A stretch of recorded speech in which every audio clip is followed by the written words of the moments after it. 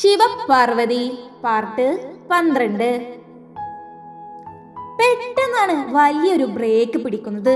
പാറു ഞെട്ടിച്ചാടി എണീക്കുമ്പോൾ ശിവൻ ദേഷ്യത്തിൽ വണ്ടിയും നിർത്തി അതിൽ നിന്നും ഇറങ്ങി.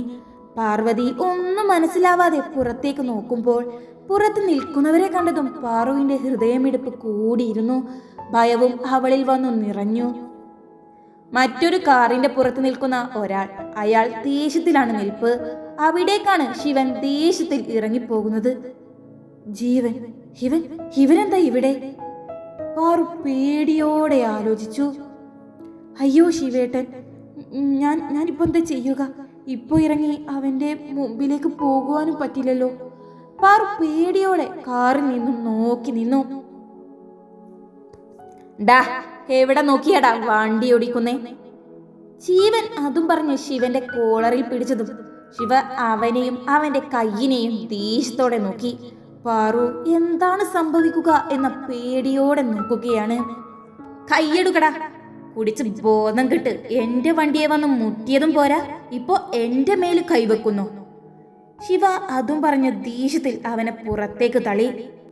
ഡാ, അതും പറഞ്ഞുകൊണ്ട് ദേഷ്യത്തിൽ ശിവനെ തല്ലാൻ കൈ ഉയർത്തിയതും ആ കൈ ശിവൻ പിടിച്ചിരുന്നു. അപ്പോഴേക്കും ജീവന്റെ കാറിൽ നിന്നും ഒരാൾ ഇറങ്ങി വന്ന് ജീവനെ പിടിച്ചു നിർത്തി. ജീവ, വേണ്ട, നമ്മുടെ അടുത്താണ് പ്രശ്നം. ഇറങ്ങി വന്ന ആളെ കണ്ട് പാറു വീണ്ടും ഞെട്ടി. ആരവായിരുന്നു അത്? ആരവല്ലേ അത്? അവനെങ്ങനെ ജീവന്റെ കൂടെ? പാറു ടെൻഷനോടെ ആലോചിച്ചു. നീ ഒന്ന് പോടാ, ജീവൻ ആരവിനെ തള്ളി മാറ്റിക്കൊണ്ട് പറഞ്ഞുകൊണ്ട് ശിവന്റെ മുഖത്തേക്ക് ആഞ്ഞു വീശി. അവന്റെ കൈ ശിവന്റെ മുഖത്ത് പതിഞ്ഞതും ശിവനും അവന്റെ മുഖത്തേക്ക് ഒന്ന് തിരിച്ചു കൊടുത്തു. എന്റെ നേരെ കൈ ഉയർത്തുന്നു. ദേഷ്യത്തോടെ ജീവൻ അവന്റെ നേരെ വന്നതും ആരോ പിടിച്ചു നിർത്തി. ജീവൻ, ഒരു സീൻ ഉണ്ടാക്കാൻ നിൽക്കല്ലേ. നമുക്ക് ഇവിടെ നിന്നും പെട്ടെന്ന് പോകുന്നതാണ് നല്ലത്, അത് നീ മറക്കരുത്. ആരവ് അവനെ പിടിച്ചു നിർത്തിയതും ശിവൻ ദേഷ്യത്തോടെ ചുവന്ന് നിൽക്കുകയാണ്. എന്റെ മേൽ കൈ ഉയർത്താൻ മാത്രം ധൈര്യം കാണിച്ച ഇവനെ അങ്ങനെ വെറുതെ വിടാനൊന്നും പറ്റില്ല. ആരവിനെ തള്ളി മാറ്റിക്കൊണ്ട് ജീവൻ ശിവന്റെ അടുത്തേക്ക് വന്നതും ശിവൻ ദേഷ്യത്തോടെ അവന്റെ വയറിനിട്ടൊരു കുത്തങ്ങ് കൊടുത്തു. സാർ, പ്ലീസ് വേണ്ട, ആരവ് ശിവനോടായി പറഞ്ഞതും ശിവൻ അതൊന്നും കേൾക്കാതെ ജീവനെ തല്ലാൻ തുടങ്ങി.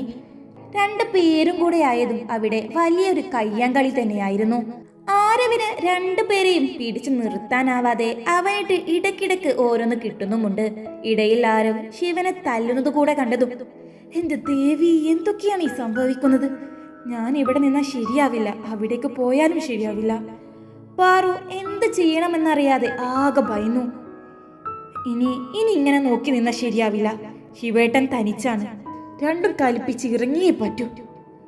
അത് മനസ്സിൽ വിചാരിച്ച് പാറു പെട്ടെന്ന് കാറ് തുറന്ന് പുറത്തേക്കിറങ്ങി. ശിവേട്ട! പാറു ഉറക്കെ അത് വിളിച്ചതും ശിവൻ പെട്ടെന്ന് തന്നെ തല്ലി നിർത്തി തിരിഞ്ഞു നോക്കി. അവളുടെ ശബ്ദം കേട്ട് അവളെ നോക്കിയ ജീവനും ആരവും ഒരേപോലെ ഞെട്ടിയിരുന്നു. പാർവതി, പാർവതി, നീ എന്താ ഇവിടെ? അവർ രണ്ടുപേരും ഒപ്പം അത് പറഞ്ഞതും അവർ തന്നെ പരസ്പരം നോക്കി. നിനക്കെങ്ങനെ അറിയാം എന്ന പോലെ പേടിയോടെ നിൽക്കുന്ന പാറുവും എന്നാൽ ദേഷ്യവും മുഖത്തുണ്ട്. ആ കണ്ണുകളും നിറഞ്ഞിട്ടുണ്ട്. ശിവൻ അവളെ അങ്ങനെ നോക്കിക്കൊണ്ട് ഇവരുടെ സംസാരം കൂടെ ആയപ്പോ ശിവന്റെ മുഖത്തുള്ള ദേഷ്യം അതേപോലെ നിൽക്കുന്നുണ്ട്. പാർവതി, നീ വണ്ടിയിൽ പോയിരിക്ക്. ശിവൻ ദേഷ്യത്തോടെ അവളോടത് പറഞ്ഞതും പാറു പേടിയോടെ തിരിഞ്ഞതും അങ്ങനെ അങ്ങ് പോകാൻ വരട്ടെ. ജീവൻ അതും പറഞ്ഞ് പാറുവിന്റെ അടുത്തേക്ക് വന്നതും ശിവൻ അത് തീരെ ഇഷ്ടമായില്ല. ദേഷ്യവും വന്ന് ശിവൻ നേരെ പാർവതിയുടെ അടുത്തേക്ക് വന്നു. ഓ, അപ്പൊ മോൾക്ക് ഇതാണല്ലേ പണി? കണ്ടവന്മാരുടെ കൂടെ കറങ്ങി നടപ്പ്. എങ്ങനെ ആവാതിരിക്കുന്നേ? അമ്മയെ കണ്ടല്ലേ പഠിപ്പ്. ദേഷ്യത്തോടെയും പുച്ഛത്തോടെയും ജീവൻ അത് പറഞ്ഞതും എന്റെ അമ്മയെ പറഞ്ഞാലുണ്ടല്ലോ. പാറു ദേഷ്യത്തോടെ അവനെ നോക്കിയതും ആരവ് ഒന്നും മനസ്സിലാവാതെ അവരുടെ അടുത്തേക്ക് വന്നു. നീ എന്ത് ചെയ്യുമടി? സ്വന്തം കുടുംബത്തെ വേണ്ടാന്ന് വെച്ച് ഇങ്ങനെ ഓരോരുത്തരുടെ കൂടെ നടക്കുന്ന നിനക്ക് എന്താടി പറയാനുള്ളത്? ജീവൻ അത് പറഞ്ഞു തീർന്നതും ശിവന്റെ കൈ അവന്റെ മുഖത്ത് പതിഞ്ഞിരുന്നു. ഡാ, ഇത് ഞങ്ങളുടെ കുടുംബകാര്യമാണ്, അതിലിടപെടാൻ നീ നിൽക്കണ്ട. നീ ഏതാടാ? ഇവളെ ഇവിടെ വിട്ട് പോകുന്നതാണ് നിനക്ക് നല്ലത്. ഇത്രയും നേരത്തെ പോലെ ആവില്ല ബാക്കി കാര്യങ്ങൾ. ജീവൻ ദേഷ്യത്തോടെ അതും പറഞ്ഞ് ശിവനെ പുറകിലേക്ക് തള്ളിയതും ശിവന് കൈയെല്ലാം കൂട്ടിപ്പിടിച്ച് ദേഷ്യത്തോടെ ജീവനൊരു നോട്ടം. പാറു ഒന്ന് ഭയന്നുകൊണ്ട് ശിവനെ പിടിക്കാൻ വേണ്ടി കൈ ഉയർത്തിയതും ശിവൻ ദേഷ്യത്തോടെ അവളെ ഒരു നോട്ടം. ആ നോട്ടം കണ്ടതും അവൾ പേടിച്ചു പോയിരുന്നു. കുടുംബകാര്യമോ? ആരവ് ഞെട്ടലോടെ ചോദിച്ചു. അപ്പോഴേക്കും ശിവന്റെ ചവിട്ട് ജീവന്റെ വയറ്റിൽ പതിഞ്ഞ് അവൻ പുറകിലേക്ക് മറിഞ്ഞു വീണിരുന്നു. എന്റെ ഭാര്യയെ നിനക്ക് തന്നിട്ട് പോകണം അല്ലേ പന? അവളെ കുറിച്ച് അനാവശ്യം പറയാൻ നീ ഏതാടാ പന്നെ? ശിവൻ ദേഷ്യത്തോടെ അതും പറഞ്ഞ് അവന്റെ അടുത്തേക്ക് പോകാൻ നിന്നതും പാറു ശിവന്റെ കയ്യിൽ പിടിച്ചു. ശിവേട്ട വേണ്ട. പേടിയോടെ കണ്ണുകളെല്ലാം നിറഞ്ഞുകൊണ്ട് പാറു അത് പറഞ്ഞതും ശിവൻ അതേ ദേഷ്യത്തിൽ അവളെ നോക്കി. എന്നാൽ ജീവനും ആരവും ഭാര്യ എന്ന വാക്ക് കേട്ട് അമ്പരുന്നു. നിന്നെ കുറിച്ച് അനാവശ്യം പറഞ്ഞ ഇവനെ തല്ല നിനക്ക് കൈയഞ്ഞിട്ടല്ലേ എനിക്ക് തല്ലേണ്ടി വന്നത്? ശിവൻ അത് ചോദിച്ചതും പാറുവിന്റെ കൈ അവന്റെ കയ്യിൽ നിന്നും അയഞ്ഞു. അവൾ ഒന്നും മിണ്ടാതെ അവനെ നോക്കി. ഭാര്യയോ? സംശയത്തോടെ അവരെ നോക്കി ഭാരവത് ചോദിച്ചതും ജീവനും അത് കേട്ട് ഞെട്ടിക്കൊണ്ട് നിൽപ്പാണ്. അപ്പോഴാണ് അവിടേക്ക് ഒരു പോലീസ് വണ്ടി വന്നു നിർത്തുന്നത്.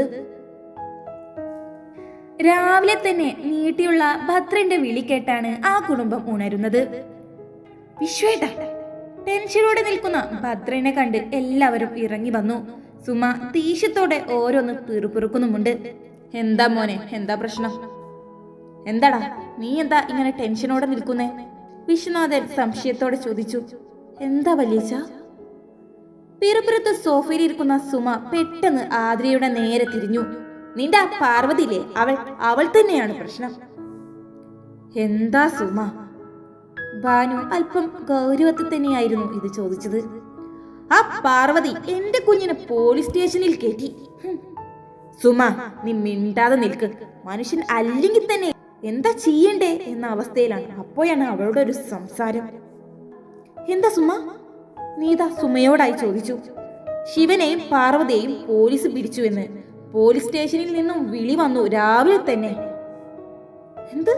പോലീസ് പിടിച്ചുവെന്നോ?